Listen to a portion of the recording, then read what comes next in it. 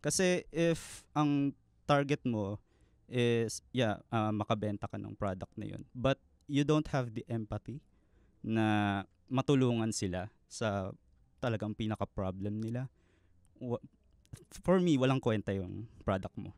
Hindi nila tatangkilikin yun.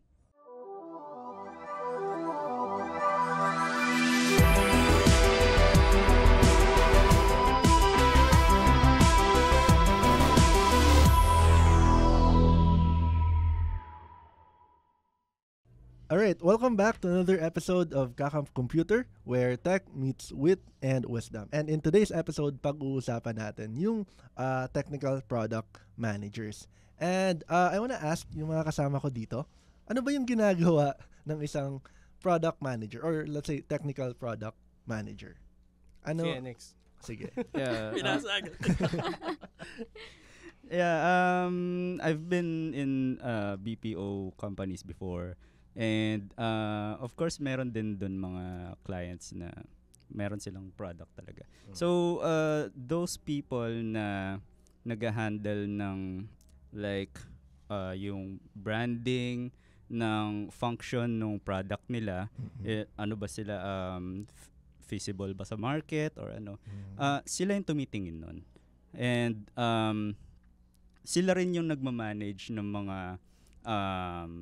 for example, yung packaging and yung mga info na ilalagay sa packaging and overall product specifications.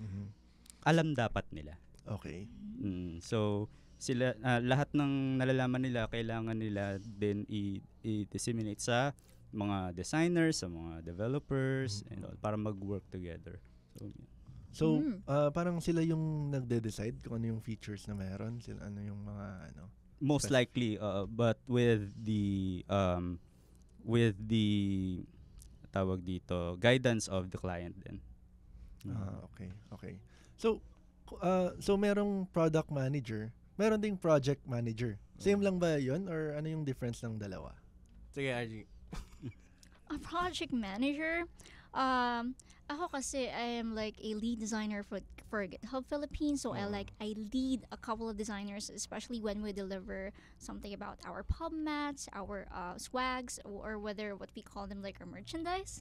So we have to look at everything down from the product cycle. I think what a project manager is that they see from the start till the end of a project.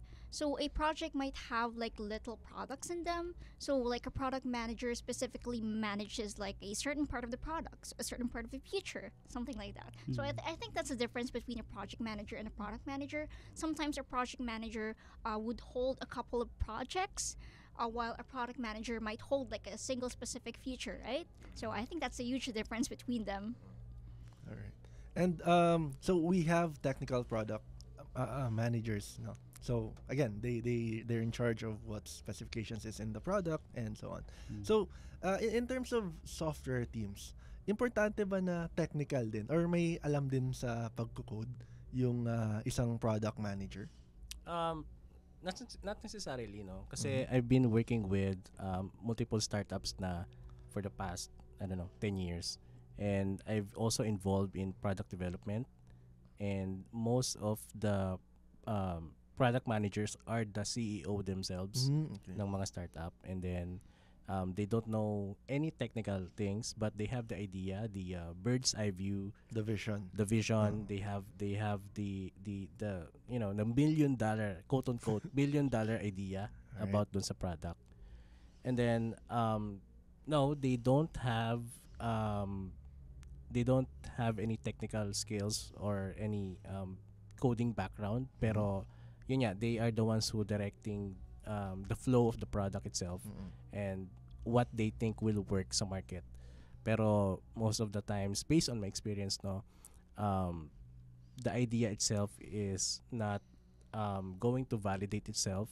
It needs to be in the market. So ang reality mo is the customers. And you need to create like say MVP and then build it as fast as possible in regards to to validate the idea kung yung idea nung CEO or nung product manager is magwo-work.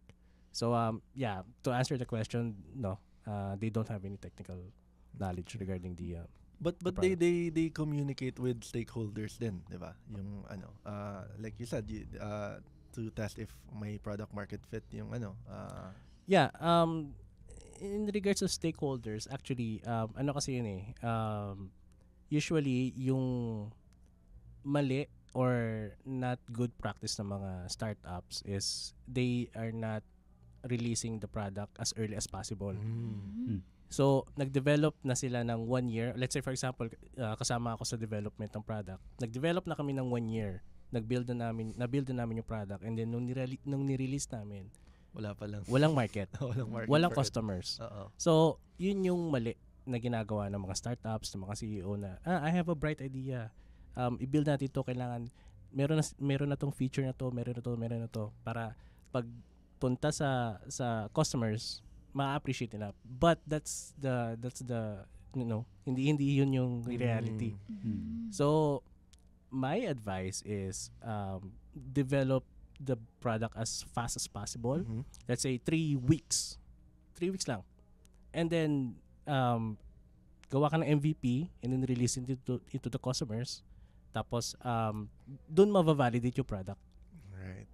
So ship fast and then iterate on that. Yes. Based on the customer feedback. Tama. And as technical managers, you've mentioned na hindi necessary kailangan may coding background sila. So ano yung mga necessary skills na meron dapat sila? RG. I think one of the most necessary skills is communication. So you really have to communicate really well because it's really hard to understand like what do you want us to do, right? Yeah. So for me, I think one of the most essential skills that that they should have is clear communication. So we would be able to understand each other. So how we can make the product, how can we deliver them, and at the same time how we are going to release them. So I think there is like a common bottleneck between like communication talaga. So like every time like we're going to say something that this is what we need to do, sometimes hindi kasi siya nare-relieve very clear and then we're gonna go back on it again and again. So it's just gonna cause the strain on the timeline instead of like moving fast. Completely agree. Yeah. How about you, Nix? So sa akin naman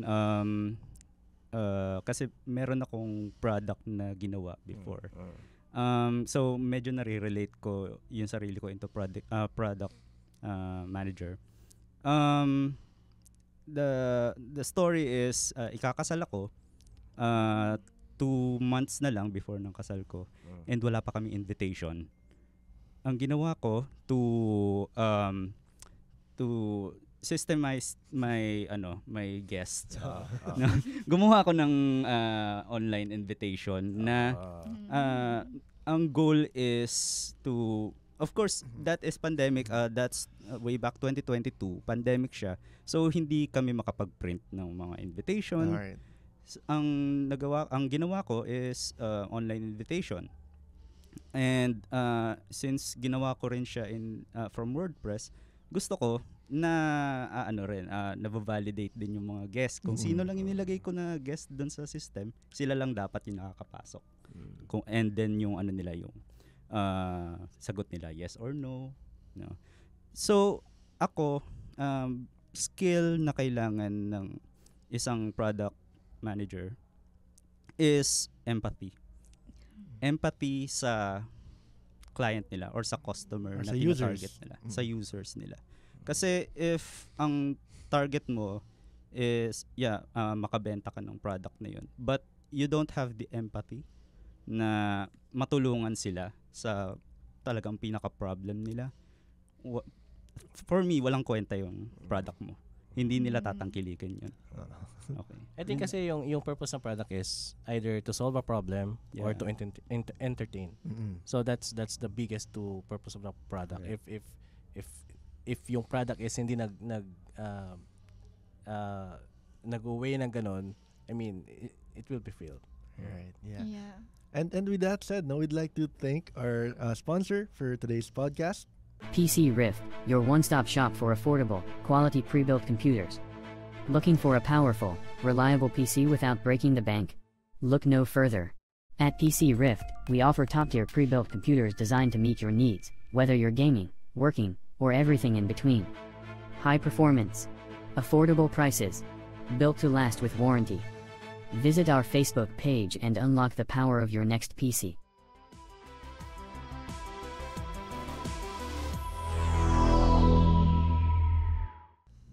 And we're back in our episode for today. And I'd like to add on that, no?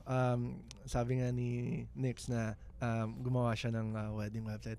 And for the past few weeks, I've been busy din building software projects. And I can attest na minsan, yung vision mo for building a product, you can be biased to it. Na parang, sobrang ganda nito. Sobrang ganda nito. Yeah. Ganyan. Tapos pag nilaunch mo na, ba't walang nagsasign So, up? ito maganda Yeah, Ito, that's true. ito magandang situation. So, paano mo ngayon dinidevelop yung product mo? Right. So, now, when I build something, hindi ko pa siya ginagawa. I make a landing page and just put up a wait list.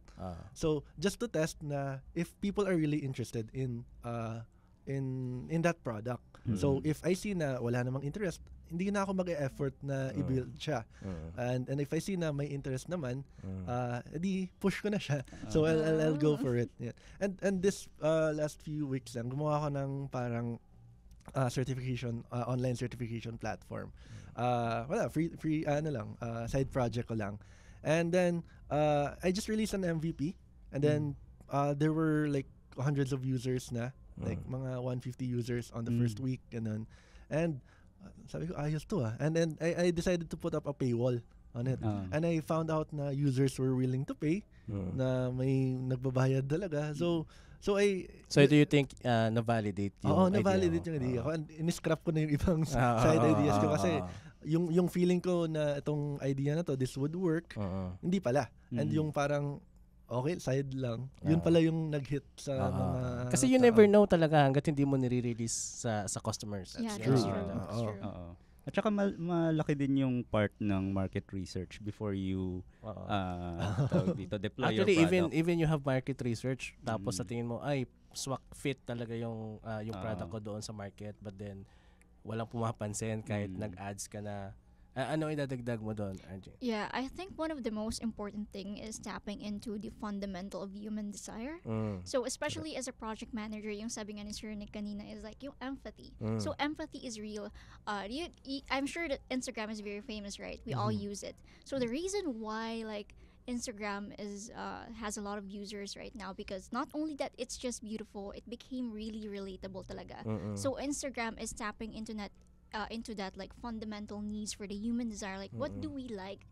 Syempre we get validation from likes, from people viewing a lot of our stories. So when we make a product, like we really have to understand people, like what do we need to do. So I think one of the I really admire the one who made Instagram. It's Ian Spalter. So like he really tawag doon, yung guiding principle niya talaga is yung human desire. So yung like you mentioned before is like yung the how do you say, yung invitation for the wedding, right? So you're essentially like how do I say this, making things versatile for the people invited in your wedding to just register there and go inside the venue without the hassle of like checking na invited ba ako, right? So that's basically tapping into the human needs of fundamental desire to make things easier for us. Yeah. Totally agree. Kasi pagka nag-design ka ng product, may halong psychology talaga if people will adapt your product. Yeah. And kayo, may mga products ba kayo na or software products na you use regularly na parang uy, ayos to. ChatGPT. Nag-subscribe ka ba? May page Yes. Ginagamit kasi namin siya sa marketing. So yung copy, although again, 50-50 siya. So yung default or initial copy is from ChatGPT, tapos tinitweak namin, nire-refine namin to make it more authentic, 'di ba? Kasi pag binasa mo kasi yung copy from ChatGPT, malalaman mo AI eh. Yeah, kasi, that's true. 'di ba? May mga words siya na ginagamit na alam mo, ay, let's dive into this, diba? Let's unleash. Masyado malalim, 'di ba? Yeah. So, doon papasok yung prompting na refine until happy kami doon sa na-produce niya. So, yeah, I think that's one of the product that will change how we work. ChatGPT. imagine, nirelease siya ng November ata last year. Tapos 100 million agad yung users, 'di ba? So that one thing alone validates the product that, improve a lot of ways on how we do our work. So kayo, meron ba kayong mga product na ginagamit? Me currently right now, I'm using Apple Notes. Yeah, because I like to jot down notes every time I have there's like an idea that comes into mind. Yeah. So I don't want to forget that. Maybe it'll be useful later on. So syempre, since there's prevalent na rin ang use of ChatGPT to help us increase our productivity. So instead of just hey, suddenly I have an idea, I'm just gonna put this in the app notes. So really useful siya for me as someone who thinks all the time, not really overthink, who just thinks all the time. Kasi as a product designer, as a product manager, you're gonna look at the world in a different perspective. Yep. So you're gonna take notes, everything. Oh, they designed this layout in this certain way. Yep. I'm gonna take note of that. I might be able to apply it in my next product, in my next work. And suddenly you're just gonna visit your note kasi baka may nakalimutan ako, titingin ka na lang sa note mo, oh yeah, I've written this before. I'm gonna use it right now. It's a great idea. So Apple Notes for me is really useful, one of my favorite applications out there. Right. So aside from just yung mga social media, LinkedIn, what else? LinkedIn, Instagram, for me Apple Note on top. Right. Actually, I can relate to Madam. Same. Oo, kasi you jot down your thoughts kasi darating yung time na babalikan mo siya. Ikaw next. Same Baka yung function. wedding website mo pa. Tapos na yun.